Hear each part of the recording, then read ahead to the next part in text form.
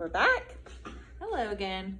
So on this episode, we are going to talk about how we do data collection. So we have our binders here, and we have one for ELA and writing, One for math. one for reading. And we're going to show you the one for reading first. Well, only this one. So what we do basically is take a roster of your class, and obviously your student names would be here, but I blocked it out for confidentiality purposes. And then you put the goal that they have. So if they have an inferencing goal, you can put that there. Main idea, vocab, comprehension.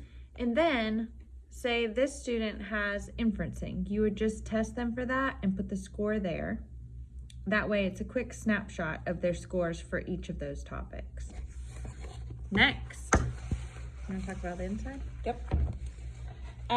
So behind that, we just had blank copies. So we went online or we used our workbooks and just had blank copies ready to go. If we know that that the student needs to be doing one of these, we just have it ready to go and can make copies. To piggyback off of that, to have awesome books like that you can just quick grab if they have an inferencing goal or whatever, just to grab it and have them work on it. Here's another little... I like these because the topics are at the top of the page in these workbooks. So if there's an inferencing goal, then I just look for the topic on the top of these workbook pages. Yeah, and Amazon has great like reading, writing, and math, quick snapshots for the kids to buy for your students. Yep. Go ahead. So then after the blank probes or blank work samples, each student has a divider.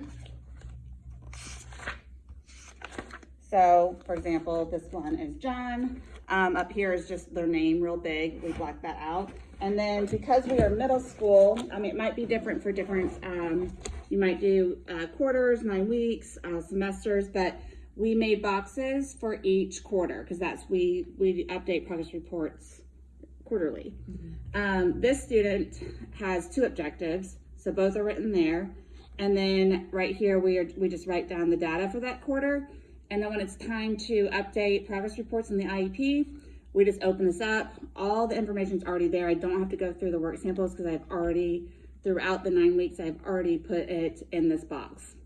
So it's easy and it makes it updating progress reports a lot faster.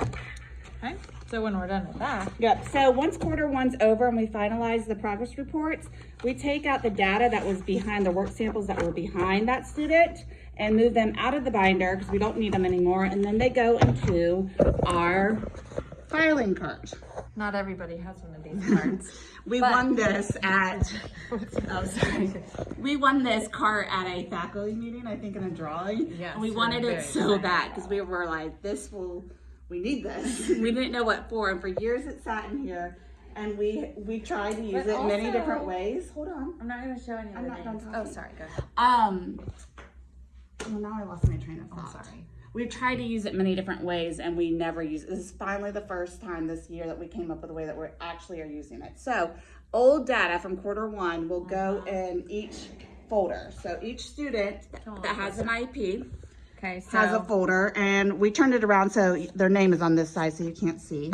But like math, so all of the, and we even color coded it too, but we're just crazy. So these are all the students with a math objective. Here's reading objective, and then in the back is writing. So that's a quick reference. If you have their IEP meeting or any parent meeting, you can grab their folder, talk about their work samples, why they got the score that they did, and you have that data right there. Another thing that I've used it for is a lot of the students on Ms. Marchese's or Daniela's caseload, I have in science class or social studies class, and if we do any writing in those classes or even reading passages, I will take those and throw them into this folder because she updates the writing and the reading objectives and I do the math.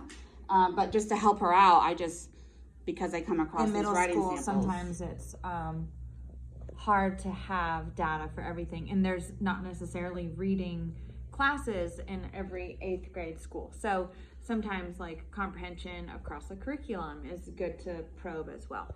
Well, and also she always talks about how writing, let back up.